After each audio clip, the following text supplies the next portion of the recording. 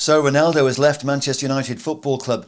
But even bigger news is that the Glazers have finally admitted they can't carry on without new investment. And that could mean selling the football club. That's my interpretation of the news announced on the Manchester United website, that the owners are exploring all options. Here's the official statement from the Glazer brothers, Joel and Avram. The strength of Manchester United rests on the passion and loyalty of our global community of 1.1 billion fans and followers. As we seek to continue building on the club's history of success, the board has authorised a thorough evaluation of strategic alternatives.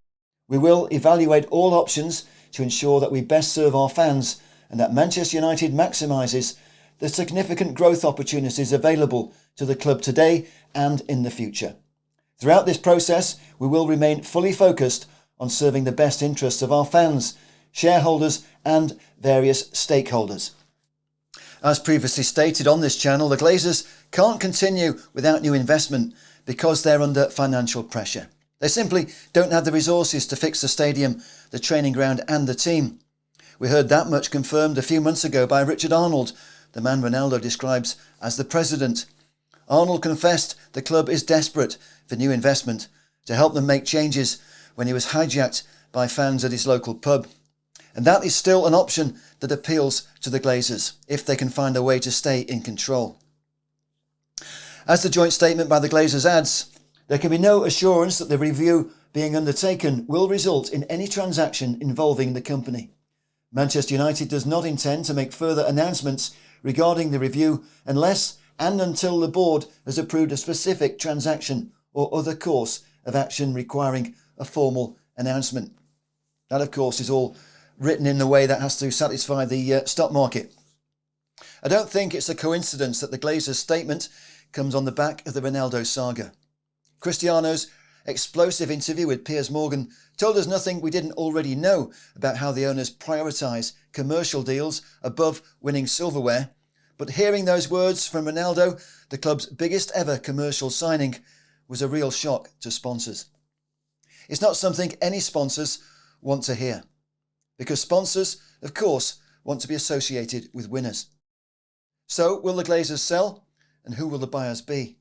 I've no doubt that should Sir Jim Ratcliffe come back to the table, he will want full control of the club. I don't see Ratcliffe or any big source of funding handing the Glazers £1 billion or two just to let them carry on as majority shareholders. As viewers of this channel know, former director Michael Knighton does have a consortium that could make a multi-billion pound bid for the club or team up with other interested parties. I know there are other potential consortiums out there who will be reviewing the situation. But now Manchester United is officially on the market. I expect the MK consortium will wait to see just how Jim Ratcliffe responds. Sir Jim does have deep pockets, but I know he won't want to pay over the odds to buy Manchester United Football Club. And that, in my opinion, is why we've seen no formal bids for the football club following all the talk earlier in the season. I believe that's because the Glazers' asking price is still well above the market value. If the Glazers can see that the Super League is back as a possibility, I expect that is still their ultimate goal. That's the massive pot of gold the Glazers have been dreaming of all these years. And the recent appointment of a marketing company to represent the campaign for a Super League launch suggests that threat still remains. Meantime, the key to the Glazers' announcement is the admission that the cash is running out at Manchester United Football Club, as we've predicted on this channel many times, and further bad management will result in the value of MUFC falling. As things stand, maintaining the push for a Champions League place is all important to the club's immediate finances, and that makes what we do next in the transfer market in the wake of Ronaldo's departure absolutely crucial. On the face of it, Erik ten Hag can now concentrate on rebuilding our squad the way he wants. But does this football club have the recruitment skills to find the right replacement for Cristiano Ronaldo? It's been a long time since we signed a top striker with his best years ahead of him. Ronaldo's exit is a sad conclusion to the 2008 Ballon d'Or winner's second spell at Old Trafford, And it didn't need to end this way. But making this a quick, clean divorce has at least given our football club the chance to move on. By timing his interview that effectively announced his resignation when he did, I'd say Ronaldo's timing was absolutely perfect. Our transfer committee has plenty of time now to find a replacement before the Premier League season recommences. But will we recruit a striker Ten Hag really wants? Or will the owners be looking for a marquee signing to satisfy sponsors? The answer to that question may indicate whether or not the management have learned anything from this ugly episode and their previous mistakes.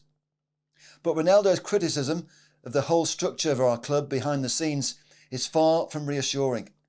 So don't be surprised if Ten Hag's long-term vision is trumped by a short-term signing like we've done previously with the likes of Edinson Cavani and Zlatan Ibrahimovic.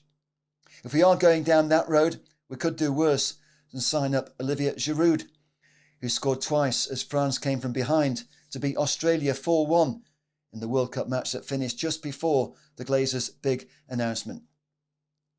What we must avoid at all costs is grossly overspending on a player whose biggest motivation is money, just like we did with the hugely disappointing Alexis Sanchez. What we do know is that Cristiano Ronaldo is no longer our short-term commercial poster boy. Scrapping the final 6 months of Ronaldo's contract has been agreed by mutual consent, according to the club's official announcement. With Portugal not due to appear at this World Cup until Thursday, Ronaldo now goes in the shop window on the biggest stage of all, starting with the showdown against Ghana, assuming he's picked, of course. For World Cup reactions, you may want to follow my occasional updates on my channel over at Vision Sport TV. Confirmation of Ronaldo's departure came on the day Lionel Messi found himself on the receiving end of one of the biggest ever shocks in the history of the FIFA World Cup. I did post a brief reaction to Argentina's stunning defeat by Saudi Arabia over on Vision Sport TV. Personally, I'm not writing off either Messi or Ronaldo, and I'm looking forward to both of these football legends making their mark out in Qatar. But perhaps more interesting to United fans will be watching to see who the standout strikers are who could fill Ronaldo's boots at Old Trafford. Meantime, when it comes to choosing who now wears the number 7 shirt at Manchester United, I'd like to see that honour going to young Alejandro Garnacho, whose brilliant injury time match winner at Fulham was overshadowed when the Cristiano Ronaldo controversy broke later that evening. I do think it's disappointing that Garnacho wasn't taken to this World Cup by Argentina, and they really could have done with the explosive addition of our talented teenager coming off the bench when they were trailing against Saudi Arabia. As I said on my previous video on this channel, I'm not saying Cristiano Ronaldo is finished, but for our football club, Ronaldo is the past and Garnacho is the future. How bright that future is at Old Trafford partly depends on whether or not the Glazers do follow Ronaldo out of our football club.